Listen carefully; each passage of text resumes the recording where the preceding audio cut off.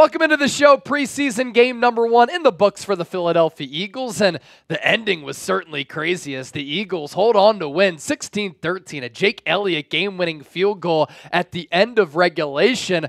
No matter where you are, how you're tuned in, we appreciate you for making our show a part of your day. We had 50,000 people join us for our watch party, and now my instant reaction to everything that transpired in this preseason opener, so great that Eagles football is back, and there's this newfound excitement that I've sensed from this fan base about this team coming off that awful ending to last year, and there's a lot of hype around this team going into 2024, and that's particularly in place with what we saw tonight as well, because a lot of positive moments in this game for the Birds. So as I noted, Eagles winning 16-13. The bad is that Jake Elliott missed a PAT early in this game.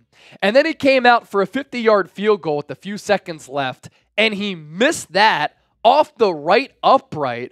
But then the Ravens try to throw a ball deep downfield. Their fourth-string quarterback gets strip-sacked. The Eagles recover. Jake Elliott comes back onto the field and knocks through a 49-yard game-winning field goal. So good to see Jake Elliott redeem himself a little bit. He's still one of the best kickers in the game. If he missed that kick, you worry about the fickle nature mentally of any kicker out there. Maybe you have some concerns moving forward, but for Jake Elliott to hit that game winner in there with a little bit of a fade, good for him to redeem himself. As for my real takeaways for this game, I had reported earlier on Friday that the Eagles were expected to play some of their starters for at least a series, and depending on how that series went, maybe a little bit longer. We ended up not seeing the Eagles' offensive starters, but we did see the Eagles' defensive starters. First drive offensively for Philadelphia with Kenny Pickett getting the start, they targeted Clemson first-round rookie cornerback Nate Wiggins 4 times.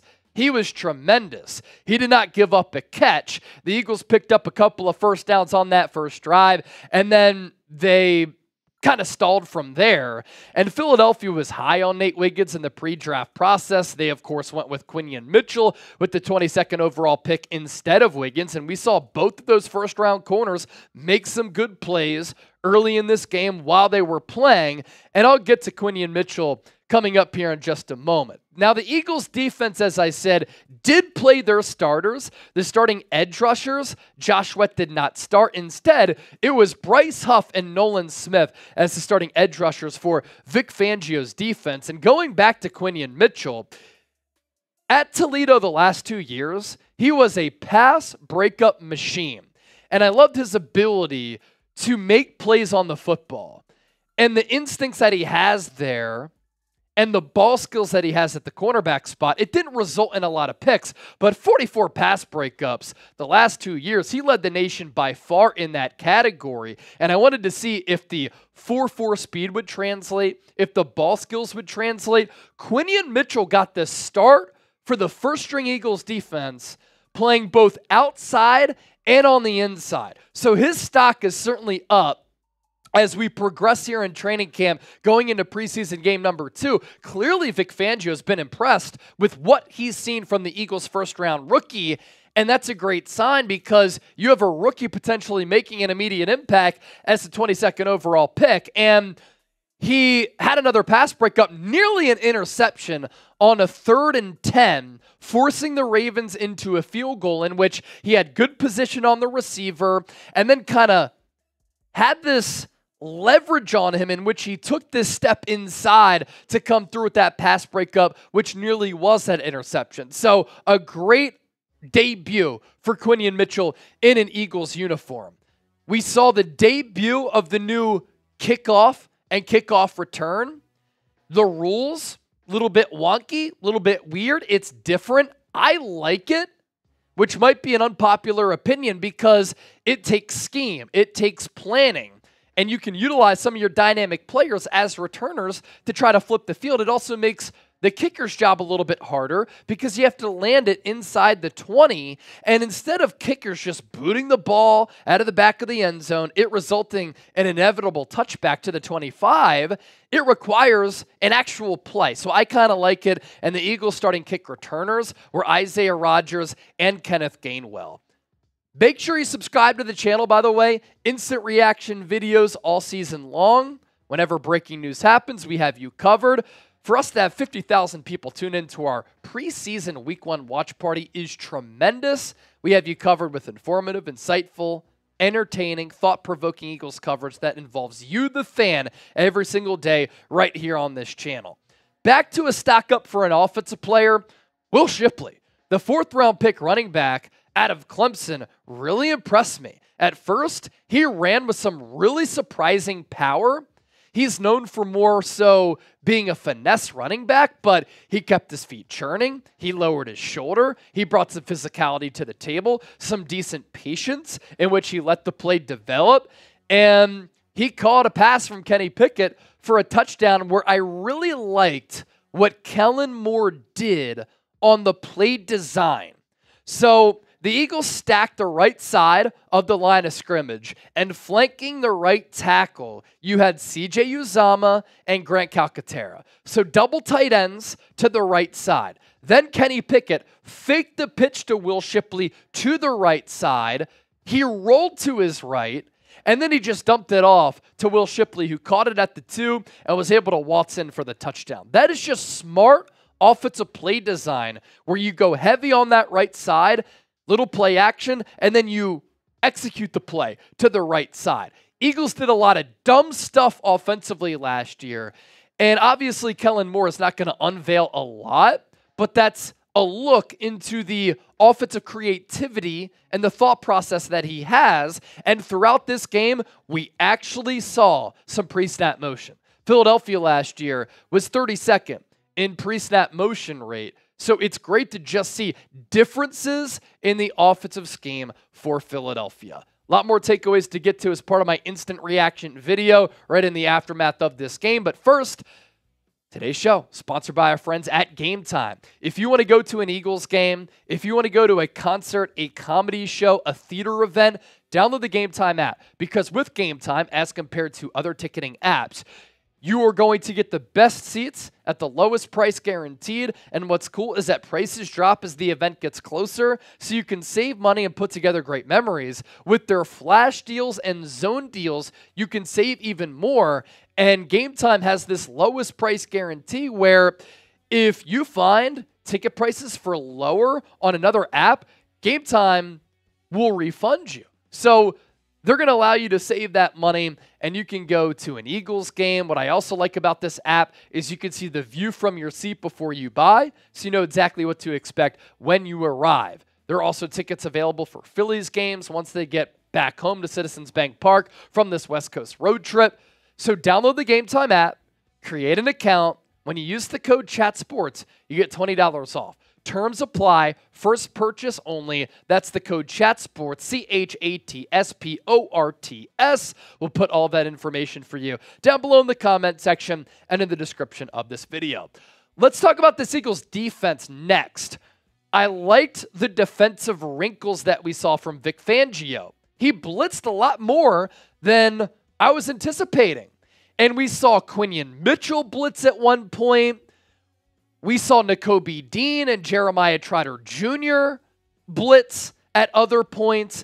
We saw Nolan Smith tally a sack a little bit later. He played deep into the third quarter. I'm cool with that. He's raw. He needs to iron out the rawness. And he had a big sack on a big hit late in the game. We also saw Nolan Smith drop back in coverage. That's expected in a Vic Fangio 3-4 defense. Nolan Smith even lined up and covered a slot receiver at one point. So that was kind of weird. Tyler Steen did not get the start, by the way, offensively at right guard. Mekhi Becton did. So stock up for Mekhi Becton, stock down for Tyler Steen. Wanted to throw that in there. Other players with stock up defensively, Jeremiah Trotter Jr. He had the instincts. He had the feel. The ability to diagnose plays. Vic Fangio calling his number 54 on some of the blitzes. He had a sack of Josh Johnson, which was great. Kelee Ringo had 2 pass breakups in the first half. Even though he did not get the start, it was Isaiah Rodgers and Quinyon Mitchell. Kelee Ringo did come in and got an extended look. He had a pass breakup in the end zone, another on a long throw on the near sideline. Britton Covey, one of my winners here tonight. I like what he can do out of the slot. You have Johnny Wilson, who's 6'6". He caught a ball on the first drive. That was cool. Had to drop a little bit later on an iffy pass from Kenny Pickett. But you have the tall receiver in Johnny Wilson. You have the speedster in Paris Campbell and John Ross if Ross makes the team.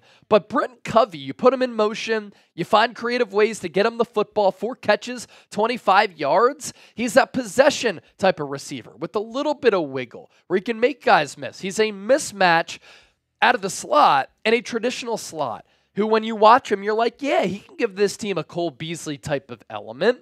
So I liked his usage, and I like what he can do as a receiver who's in the mix, and then he also had a really good punt return. Let's go back to the offensive side of the football, specifically at the quarterback position, even though we were just talking offense with Britton Covey. Let's talk about the backup quarterback role, okay? Kenny Pickett, 14 to 22, 89 yards, a touchdown. Easy throw to Will Shipley on that throw. Tanner McKee, on the other hand, I thought he played better. I think Tanner McKee is this team's backup quarterback. I've talked about this week. For a long time, this Eagles offense in this game couldn't do anything with Kenny Pickett as this team's starter. Tanner McKee comes in and marches the offense right down the field, and they end up scoring a touchdown. Now, his numbers, 6 of 16, 39 yards, not as good as Pickett, but Tanner McKee made quicker decisions. He seemed to be less hesitant as compared to Pickett, and things were just firing for Tanner McKee. I like the size. I like the arm strength a little bit better than Kenny Pickett. So the QB2 role has not been decided yet, and if I were making the decision right now, I think Tanner McKee, if you have to win a game, might be a better option than Kenny Pickett. Kenny Pickett might be the safer option, but I like McKee a little bit better as a backup quarterback behind Hurts because I simply think that he is a better player. We know who the 3 running backs are going to be. Saquon Barkley, Kenneth Gainwell, Will Shipley. Will the Eagles keep a 4th? If they keep a 4th, and they might not be able to do that because they're deep at a couple of other different positions, who's that 4th going to be? Will it be Ty Davis-Price, who ran with patience and authority and power, 6 carries, 34 yards for the LSU product, who is a former 3rd-round pick? Or will it be a player like Kendall Milton, a UDFA out of Georgia, who's physical, and last year with Georgia thrived in goal line short yardage situations, and I was impressed with what Kendall Milton was able to do. 9 carries, 39 yards. The Eagles went with Lou Nichols ahead of both of those players. I think Milton and Ty Davis-Price are a lot better. Anaya Smith, also on the hot seat. In the pre-draft process at 5'9", he ran a 4.5. He looked slow, he played slow, and he looked small. He did have 1 catch late in the game, but as a returner, he didn't do a lot to impress me all that much. So that 4.5 in the pre-draft process kind of showed, and I don't think Anaya Smith is a shoo-in to make this team. So those are my takeaways from this preseason game number 1. A lot of good positional battles, a lot of good things that we saw, some bad. Hopefully in the second preseason game against New England, we're going to see this first-string Eagles offensive unit so that we can get a glimpse as far as what this Eagles starting unit can do on the offensive side of the ball. Eagles starters defensively, I imagine Vic Fangio is in the ear of Nick Sirianni, able to get some runway in this preseason opener. So with that, I ask you this, your biggest winner, preseason week 1. Will Shipley is my answer. What is your answer? Let me know. Don't forget to subscribe for daily content right here on Eagles Now on the Philadelphia Eagles.